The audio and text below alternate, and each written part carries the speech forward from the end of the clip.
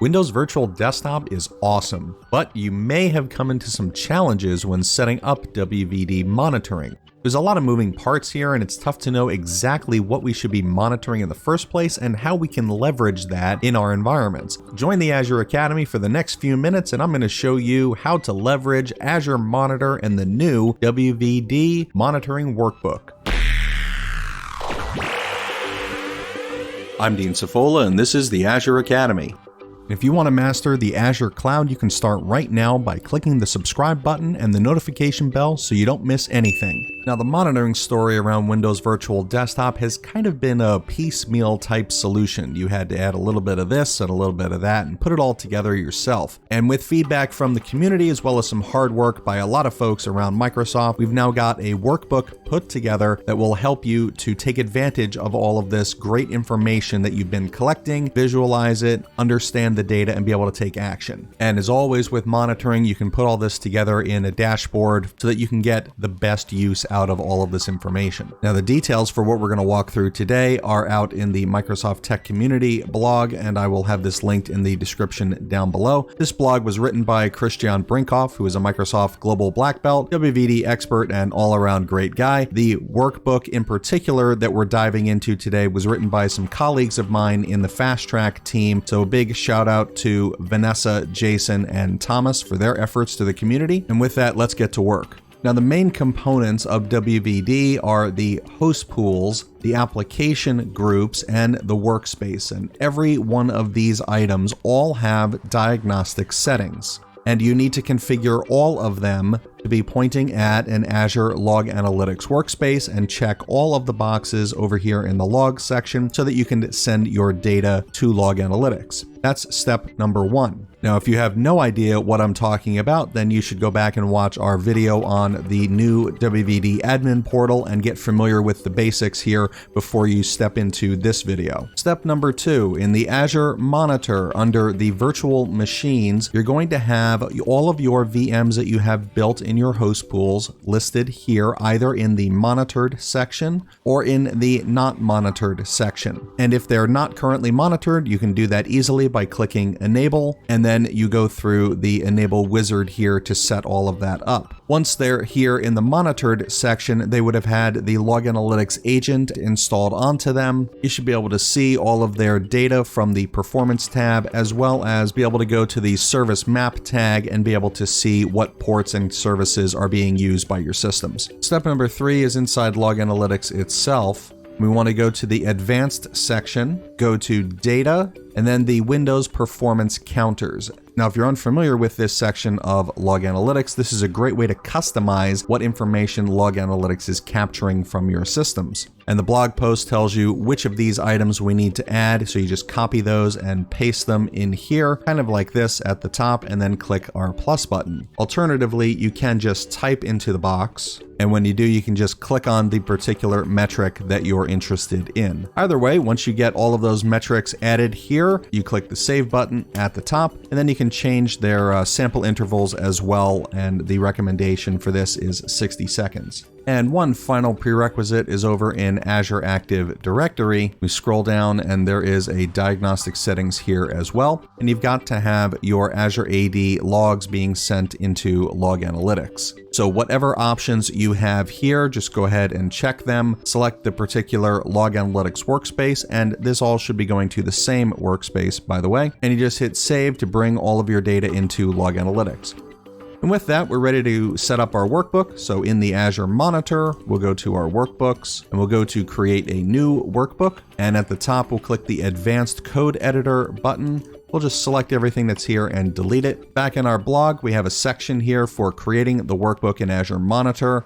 And then there is a link out to GitHub, and this is where we can get the code for the workbook. We'll just click the raw button, select everything, copy, and then back in the portal, we'll paste and hit apply. Then we'll just select which workspaces we want to have and click the save button at the top. And we need to give this workbook a name. I'll just call it WVD Monitoring Workbook and filled out the subscription, resource group, and location information and click save. And when you're good to go with all that, you can click Done Editing. So as long as you've got all of your data set up going into Log Analytics, in less than 5 minutes, we're able to set up this whole solution. Now, if you've never used an Azure Monitor workbook before, what they do is help you to understand and visualize your data that you already have inside your Log Analytics database. So the setup here across the top has your subscription, workspace, resource group, host pool, the particular host, and the time range in which we are analyzing the information.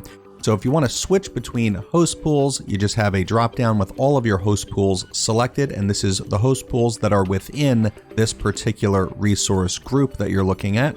And then I can switch to a pooled host pool. Now I see all the connections over that particular pool. That 19 sessions have been implemented from the Allentown area, which is where I'm located, as well as the average duration by my users in each of those sessions. Under the session details section, we've got the top hits for all of our computers and active users, which client devices they're coming from, as well as which version of their client and browser that they are using. And on the session diagnostics screen, thankfully, most of this data is empty for me because this is all of the errors. And then we have the user specific reporting. Now for this one, you've got this bubble here for a username, and just type in my user Nova and hit enter.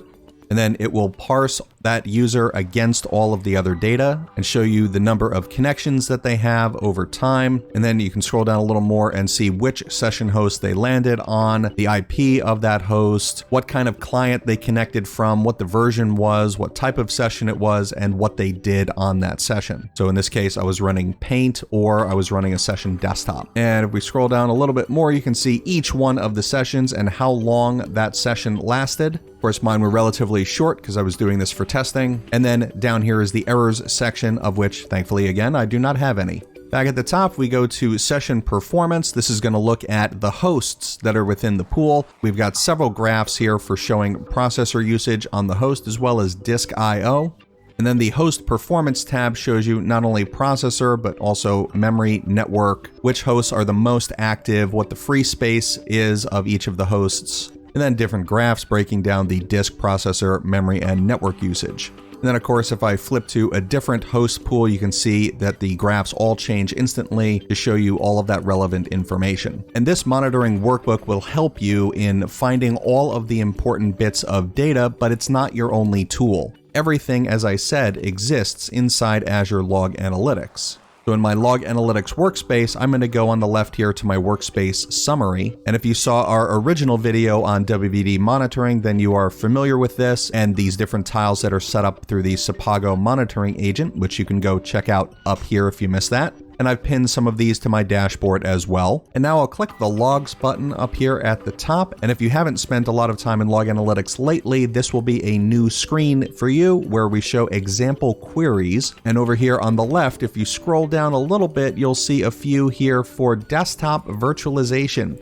These are pre-written queries by the product team to help you to understand the data a little better. So if I click on this published applications used and I just click run, you can see it's got the query already written for me, and it's showing me a graphical representation of the data. And you can just mouse over the chart like I have here, and you can see that this is using the new Edge browser, as well as Microsoft Paint and the Quick Assist tool for session shadowing. And then if I want to, I can change the representation from a stacked bar chart to something like a pie chart. And then when I find the form that I like, I can pin that to my dashboard. If you already have a dashboard in your environment, then you'll be able to click the drop down and select that. And if not, then you do have the option to build a new dashboard here. But since I've already got one, I'll just click apply. There's another example query for your RD client version, and the comments at the top here tell you exactly what's going on. This is looking at the RD client version in the last 24 hours. And then you've got the query that's actually processing the data down below that, and the results pane at the bottom. And you of course can do all of this yourself just by writing your own queries. For example, here's a query that I wrote that shows how long it took the users to log on to their sessions. We've got a 400 seconds, and then in the end the result was that the connection failed and the client did not connect. And underneath that, we have a connection that took 0 seconds, and I can expand it to dig into more of the information, which shows that Nova tried to log in to a personal desktop, but did not have a personal desktop assigned to him, so the session failed. And in order to know how to do that, you've got to start with something,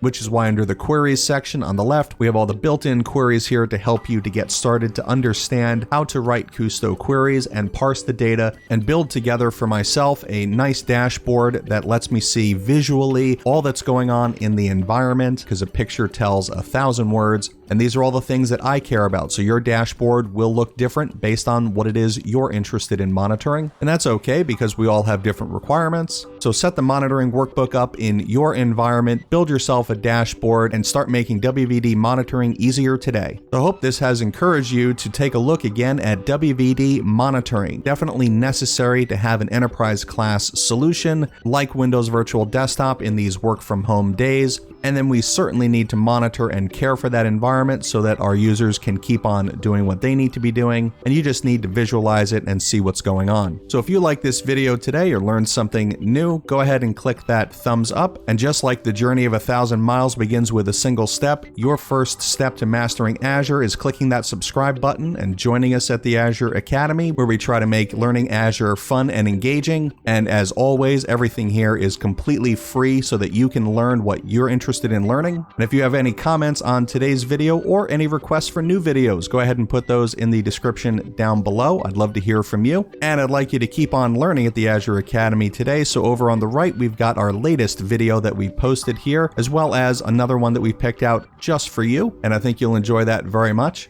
Thanks for joining us for today's video, and we will catch you in the next one. Happy learning.